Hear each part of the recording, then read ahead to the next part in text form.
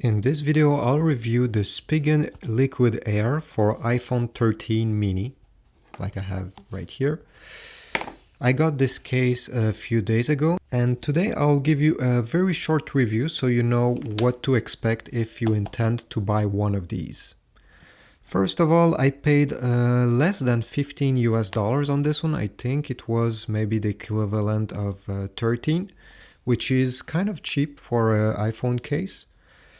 It came with a box, a very simple box, nothing inside apart the case in a plastic pouch. The case itself, I will say that it's a medium thick one.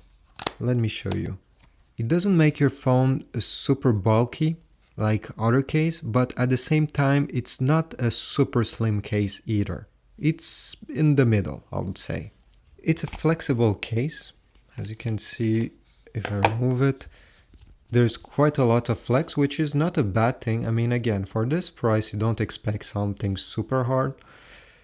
Inside there is a small pattern, not that I care of, but it's there.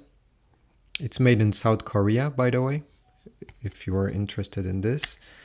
Inserting the phone inside of the case is very easy. You just need to push the four corners and it takes less than 2 seconds, which is nice.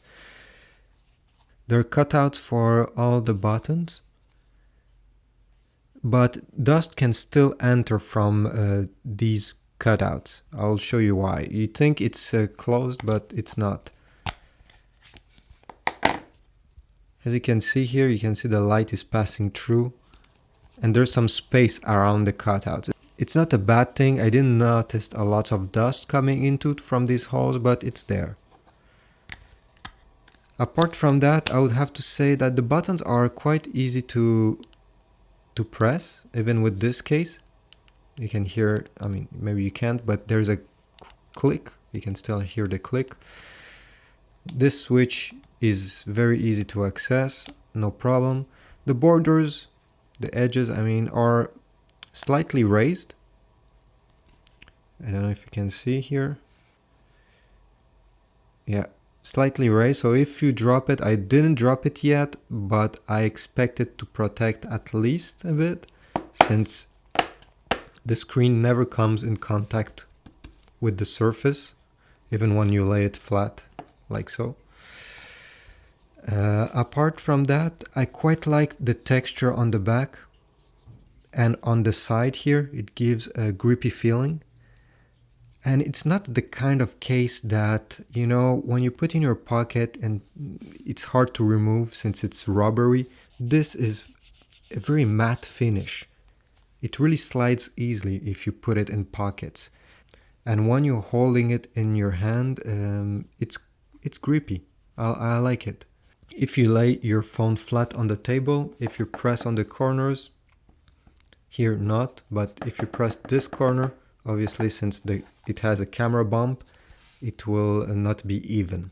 There's nothing to prevent this corner to getting pressed, but that's not a big thing. I never type and never press really hard on this corner.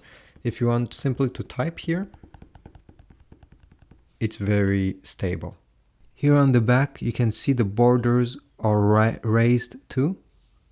So if you lay your phone flat on the table, the camera lens should not touch the surface too. So this is a good thing. As you can see, it's not tremendously raised, but it's just enough, you know, to give some kind of protection. And a final thing I need to mention is that this case does not attract fingerprints. I have some oily hands and let me show you. The back of my iPhone is always with fingerprints, as you can see. This phone really solves this problem, since even with my greasy, oily fingers, nothing shows up. So this was my very short review of this case. Hopefully I don't have to drop it on concrete, but if I do, I'll let you know in the comments below. Thanks for watching, and please subscribe, give a like if you enjoyed this small review about this case.